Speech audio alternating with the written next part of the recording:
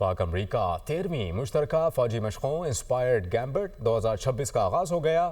9 جنوری سے شروع ہونے والی یہ مشترکہ مشقیں national counter terrorism centre Pabbi میں منعقد ہو رہی ہیں، جو 2 ہفتے جاری رہیں گی۔ اسلام آباد سے یہ رپورٹ۔